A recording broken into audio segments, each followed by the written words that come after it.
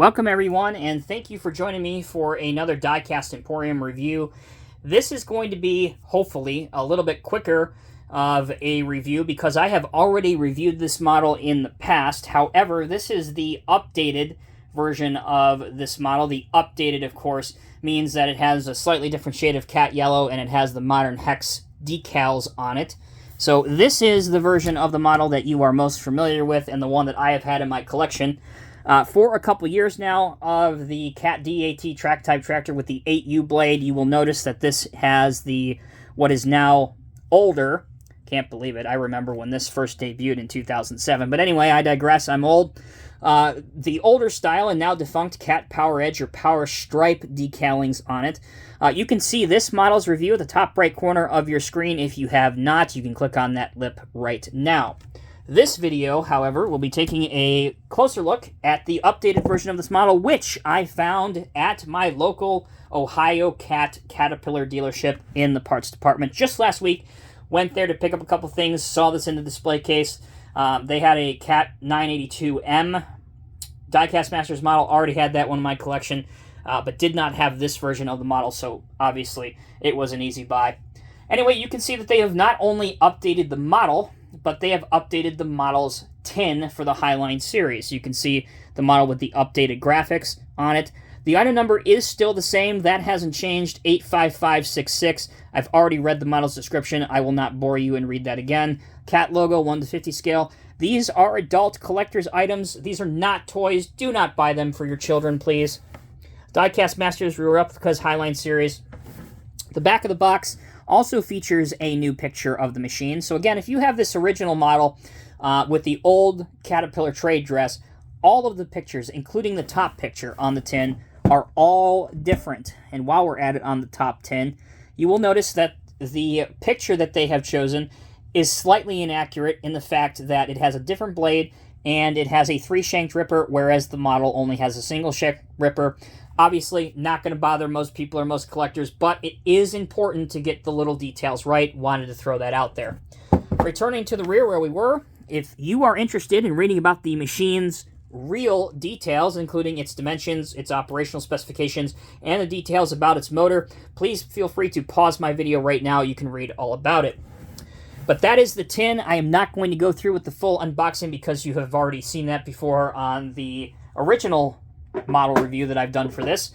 But there are a couple of accessories that are included with this model.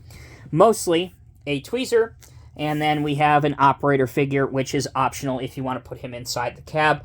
I will show you how to do that right now, which is why I have intentionally left the top portion of the cab off.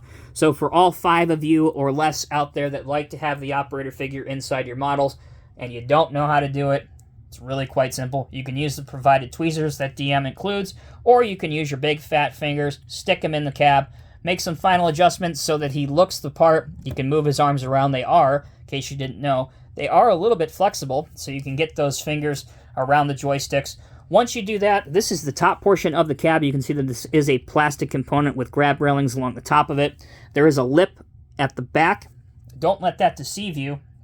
What I found is the best thing to do is put the top portion on first, like that, line it up correctly, and then carefully take both of your fingers and then wait for it and listen for it, click in the back. Just like that. Once you have done that, you can see that it now sits flush, and the top portion and most of the assembly, or rather all of the assembly that is needed for this model is now complete. Okay, before we go any further, I wanted to pose both of these side by side because that's probably why you clicked on this video in the first place, was to see really if you wanted to buy the updated version or just stick with the one that you've already had for a couple years now. So let's do a couple different comparisons of them kind of side by side in the frame. Just for quick reference, again, this is the new one. This is the original one. From what I have found, there is very, very little difference between the two other than the shade of cat yellow and the addition of the Modern Hex graphics on the new one. Now mine here that I bought from the CAT dealership, the updated one, again, as I'm talking here, I will move these in various different poses. Mine, the new one, I believe has a slight design flaw, which affects my specific model. I highly doubt that this is an issue that has occurred on all of them. In fact, I know it hasn't occurred on all of them because I know 3 collectors in the community who I have contacted already prior to posting this video, and they do not have the same issue that I'm about to talk about. But if you look really close, there is a bow on the cylinder leading to the cylinder jacket that leads to the cylinder on the left side of the new one that controls the height of the blade. And because of that, my functionality of the blade is somewhat limited on the new one. So I'm sure there is a way that I can rectify that. If not, I will bring it up with Diecast Masters and probably figure out a way to obtain a replacement. That problem does not exist on the original. Again, in case you got a little confused, this is the new one, this is the original. But they both have the same style blade. They both have the same style ripper. Both pretty much identical, honestly. It really comes down to whether or not you prefer the new look or the old look. Let's move the old one out of the way. All right, so we put the operator inside the cab. While I was doing that, I was going back and forth whether or not I wanted to show you the interior details of the cab. But again, if you've watched my review on the original D8T with 8U blade, then you already know what the inside of the cab looks like. If you don't, check out that video. You will notice that it is pretty detailed. Here is the ripper. You can see that there are tie-down points as well. Obviously, for those of you that are new, those are for where the machine gets tied down on a lowboy for transport. There's another one here that's a little bit hidden. Many different grab rails and different access points for the operator to grab onto. You always want to have several different points of contact when you're getting on and off these machines. At least do it when the bosses are around. Back, there is your single shank ripper that I mentioned. Again, several different decals for lights. Rear-facing lights in this case. I do like the sharp decals that they've used both for the top of the air conditioning unit and then for the side of the opening engine panels. Now, I say opening, they are not opening. They are obviously on the real machine, which is why I called them opening engine panels. But they give the illusion that they are perforated and see-through, and that's because the decal is so good. So really high praise there. I do like that quite a lot. It does have the black top finish, which is in CAT speak, anti-glare finish. You'll see that a lot on earth-moving equipment and mining equipment. Here's your plastic exhaust, your air cleaner. Here is your forward-facing lights, your 8U blade, your visibility perforations, which are actually perforated on the sides of the blade. I like that a lot. Gives the operator a better field of view. Lets material pass through. All kinds of good things and good reasoning for that. Taking a look underneath, you can see the Diecast Masters logo here, 1/50th scale here, the item number. All right, let's take a look at a bit of functionality. This review area, obviously, by design, does not have a area with any friction. So in other words, the tracks aren't going to roll on a smooth surface, but if you have a diorama or a display shelf with a little bit of rough material, the tracks will move freely without a problem. You can easily rotate and move them by hand. You can see that here. The ripper does work pretty well. No flaws there. The functionality is pretty good on the original as it is on this. You can see it will go down. You can curl it in or curl it out as well. And the hydraulic line's going to the jackets for the cylinders. Again, pretty realistic. I like the way that they've done that.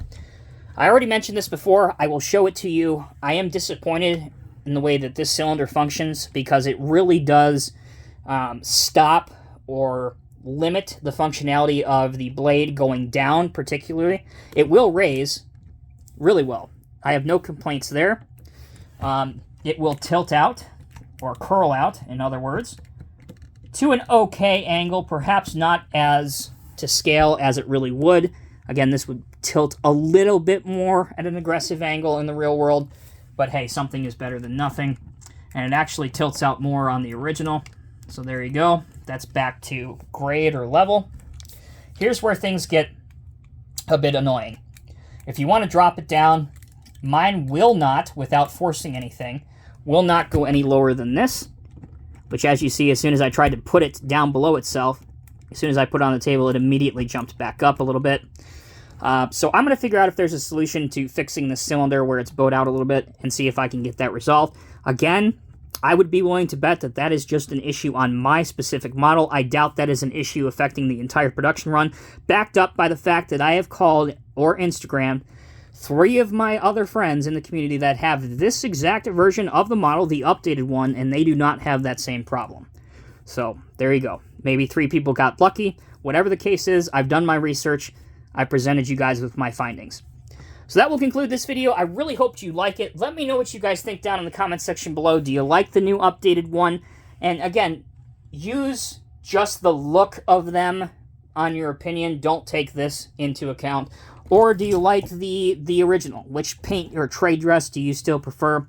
Because let's be honest, the introduction of the Modern Hex design and trade dress by Caterpillar still, whether we're talking about the collector community or in the real world, let's say it's still very much on the fence, one way or another.